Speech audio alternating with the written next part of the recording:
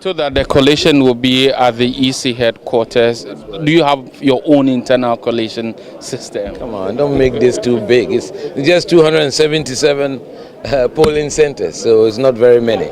I'm sure the media will be collating for us, but of course I have my own in-house system. But in today's media landscape, I'm sure by the time they finish counting, people will be sending across the figures. But we'll wait for the official EC figures.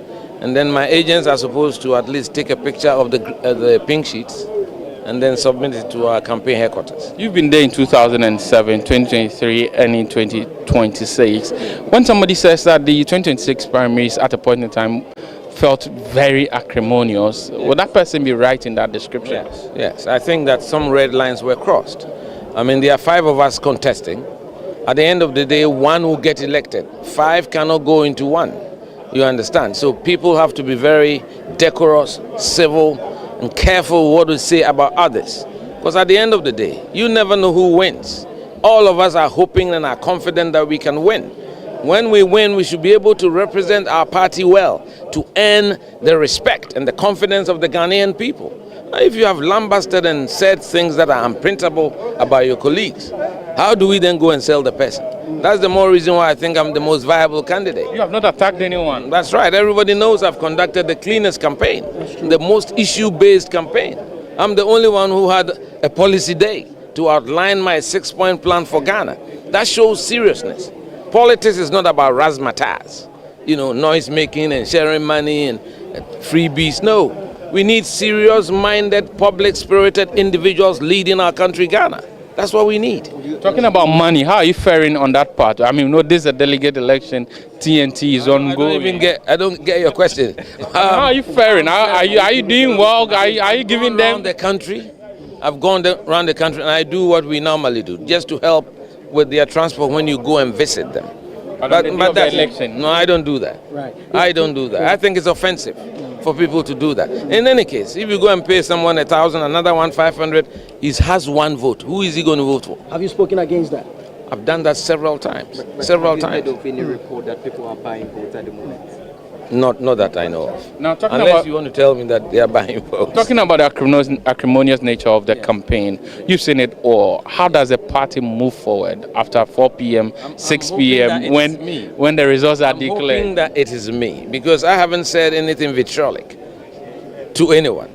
So it will be very easy for me to rally everybody around. But it's the other way around? Know that the lines have been crossed. Let's be honest, it will be very difficult to pull back some of the words that have been said. And as I said earlier, some red lines were crossed. Now I wasn't happy at all. The conduct of some of my colleagues, you understand. But at the end of the day, the party has to make a choice. As a former party to deal with it. As a former, To apologize? Say it again. Would you urge them to apologize?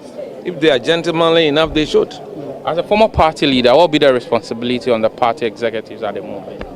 Oh, I think they've done well. I said it earlier. I said I'm proud that this template, it was an innovation that I brought in 2015. And there were some attacks on me. Why should I leave an internal party battle in the hands of the Electoral Commission? Even those who printed the ballots, I didn't know. I gave it to the Electoral Commission because I wanted the party to distance itself from the conduct of the election. Because quite clear, some senior party figures in our party, especially some of the regional chairmen, shot themselves in the foot, went against the grain of our constitution and our guidelines by being openly identifying with some of the candidates, which is something they are not supposed to do. You can't put together guidelines and then you flout the guidelines yourself. You know, so it was very sad, but it has happened. We've got to move on. Life must move on. So I'm just hoping it will make it easier for our party to unite when KAA is the presidential candidate. With me, it's a straight route. So this endorsement does not scare you one bit? There are 212,000 voters. One person's endorsement does not say anything. It's one man, one vote. Right. We wish you the very best, Mr. Kwabena Agyepong. So you have there Mr. Kwabena Agyepong, who's cast his ballot here at the NPP headquarters. He believes that he's the best person to move the NPP forward, particularly considering how acrimonious the entire election process has been with respect to the kind of campaign